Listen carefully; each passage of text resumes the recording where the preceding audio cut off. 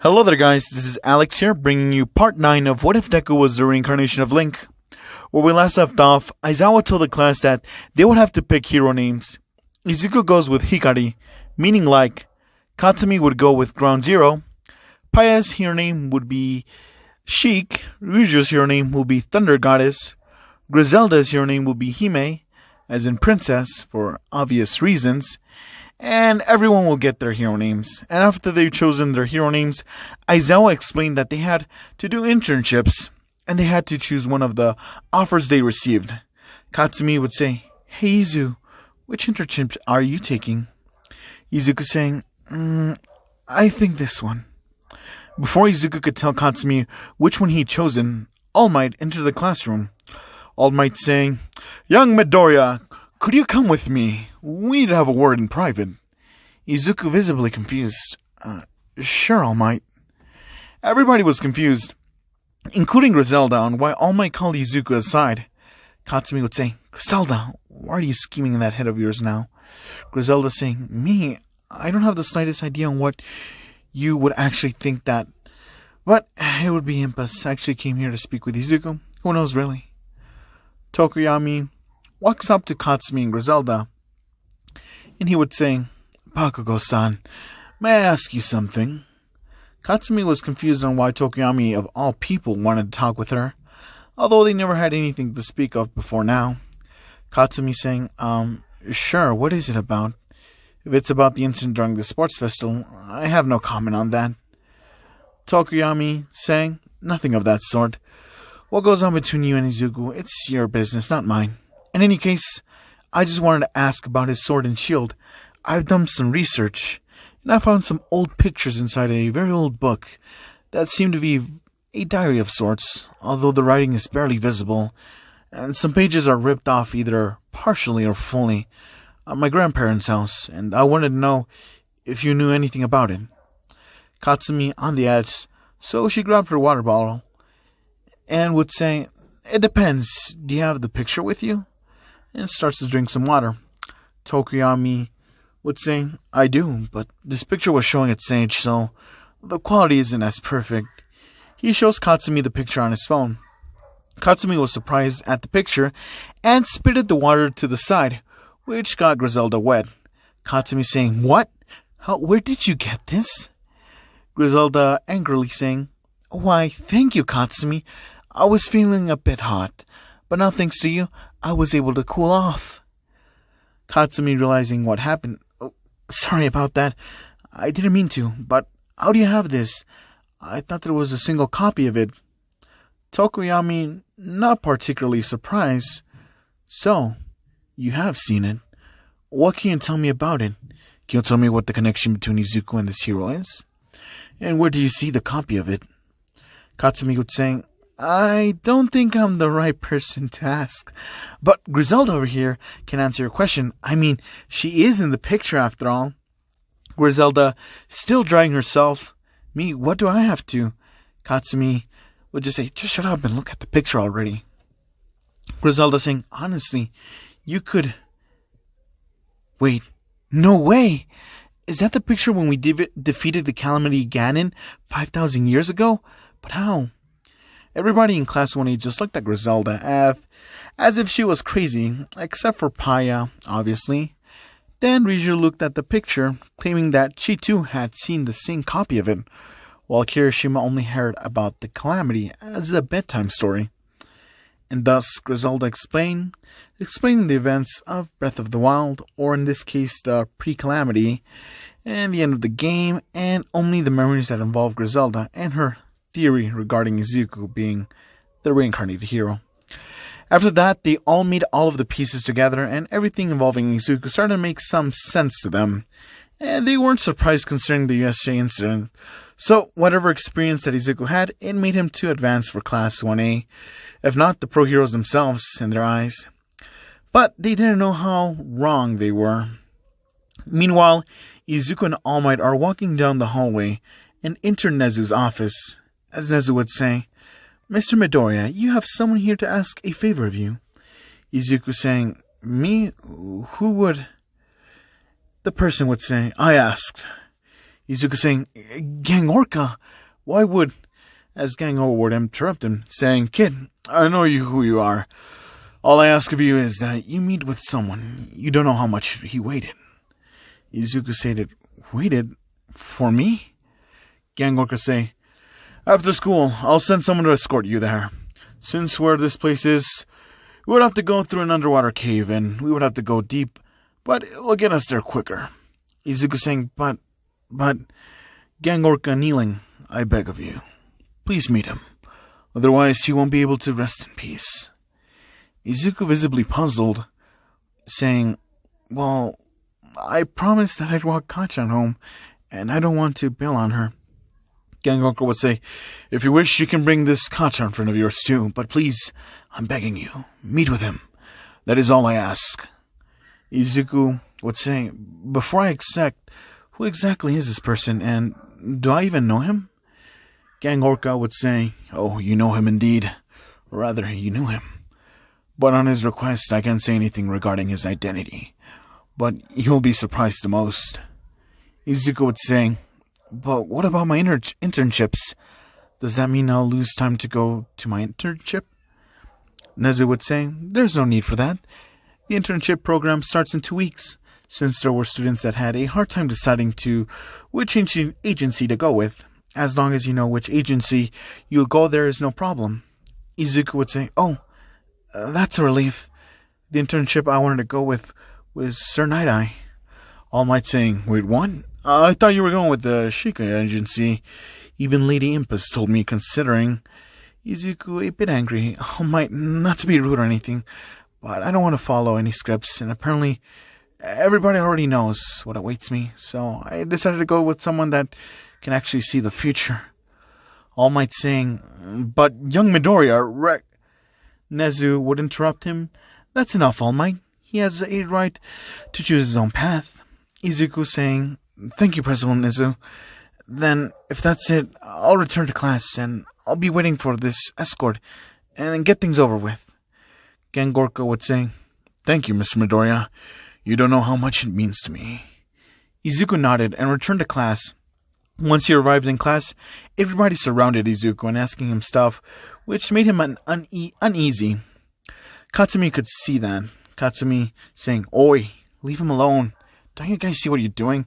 If you have questions, just ask one at a time. Sheesh. Everybody seemed to have calmed down a bit, and the questioning started. Izuku saying, Oi, Izuku, is it true? Are you really a reincarnated hero of legends? Izuku would say, Well, the thing is... Mineta saying, Me next. Griselda told us that Fish Princess had a huge crush on you, and that you two were very close, so tell me the details. Was it fishy? Izuku, judging him, I don't know what you're talking about. Riju snaps her fingers, and a small lightning punished Mineta. Mina would say, I heard from the guys. So, are you and Griselda really dating, or is Baku-chan over here the lucky gal? Katsumi would start blushing. Don't call me that. Izuku, as well as blushing, would say, No comment. Tokoyami would say, Izuku, is that sword and shield of yours the same from this picture? If so, how in the world did they not degrade over time? Izuku saying, I'm not sure. Fi, do you mind answering? Fi appears out of the Master Sword. As you wish, Master. The reason on why the Master Sword is still in the same conditions is because of me. I dwell within the sword, thus making it like a living sword.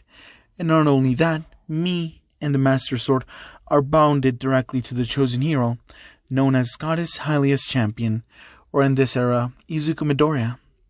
Kirishima would say, Spirit of the Sword. How old is that sword? And can anyone else wield that sword? Fi would say, For starters, nobody other than her Grace, Goddess Hylia, or her chosen champion, can hold the sword successfully. But nobody other than the Goddess chosen champion can fully wield the power within the sword. And the birth of the Master Sword was during the war between her Grace with the Demon King. So I would say around 16,000 to 15,000 years ago. Kirishima would say, Whoa, and what happened during this war? Fi would say, According to my records, Lady Hylia descended to the surface land of the mortals with her crimson Loftwing to aid the humans to combat the Demon King. They searched throughout the land until they found the one referred to as Sir Hero, a knight with a green tunic covering chainmail and a red cape. His only weapon was a broadsword. He alone had the trust of the people and inspired them to fight the demons. He alone was able to win over the trust of the Crimson Loftwing, and the Loftwing in exchange allowed him to fly alongside it. Then Lady Hylia gave the Master Sword to him, but they had to break it down and reforge it. And when the time came for the showdown with the Demon King, Sir Hero failed. So Her Grace, with one swing of the Master Sword, she cut the land and sent towards the sky with the survivors, and the only way to the floating land was through a column of light. But Sir Hero stayed behind, while leaving the Master Sword with the floating land and the survivors. While Lady Hylia sealed the Demon King away, and when Lady Hylia went to find Sir Hero, she was too late. Sir Hero was mortally injured, and she cried by his side, and she made sure that the hero spirit lived on. And as for Her Grace, she shed her divinity and became a human herself to walk alongside her hero for all eternity. All the girls with some of the guys cheered up for Hylia's gesture, while the rest admired the hero's bravery and got inspired. While Kirishima held Izuku's hand, Kirishima crying, "Man, I didn't know you were that manly. I'll follow you, no matter what. You're my respects." Izuku, visibly confused. "Okay, I guess. Fi, did you really need to tell them all that?" Fi would say, "But Master, you instructed me to answer them, and I did so." Izuku facepalms and would say, "I knew I had to be specific. You can return back in." Fi returned within the Master Sword. While Izuku was breathing a sigh of relief, Aizawa, in a very bored tone, would say, "I'm impressed, young Midoriya. I didn't know there was such history to it. Well, at least I had the chance to be lazy." The class was shocked because they didn't hear Aizawa enter the classroom, and before the students could say anything, Aizawa continued. "Aizawa, before you start making ruckus, you'll have 10 days to decide on your internships. You'll start in 2 weeks, so you better have the internships of your choice already within these 10 days, and if you don't, you'll just have to come to the class and go through some major torture." After that, the students were dismissed, and Izuku approached Katsumi and explained to her where they're going, and once outside, the escort escorted them to the beach, and from there, they used a specialized submarine to reach the bottom of the sea. And they went to this underwater cave and brought them to the entrance of an oasis in the mountains that had a big lake, and Gang Orca greeted them. And behind him was a tall and yet very old person that looked like a Gang Orca, but he looked different. The man would say, "It has been an exceptionally long time, hasn't it, Link?" Gang Orca whispers to the old folk, "Sir, his name is Izuku Midoriya." The individual would say, "Really? Probably it's because of his sword. It brings back memories. And who is she? Could it be Princess Zelda?" Izuku and Katsumi look confused. Gang Orca whispering to the old folk, "No, sir. She's Miss Katsumi Bakugo. She tagged along because Midoriya didn't want to break a promise he made to her." The man would say, "Oh, I see. But there's no need to worry, for Link never broke a promise he made.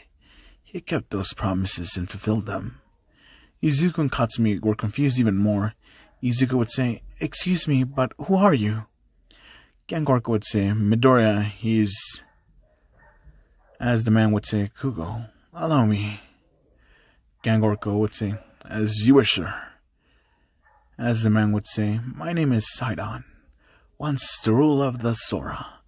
Since you've fulfilled your promise, now it's time for me to fulfill mine." To be continued. So, I'm gonna leave it off at this part, guys. Again, good work for Ed.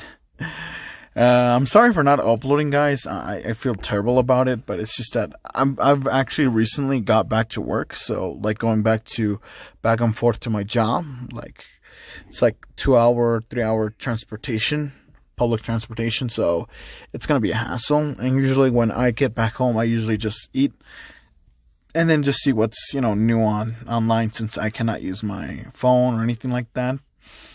And in regards to that, I think it's nice. Well, not the working part is fucking shit, but in this case, the part of me just going outside again, because I hate staying at home. I'm less productive. I'm not capable of doing anything at my own house. I legit laze the fuck out, and I've been playing Genshin Impact like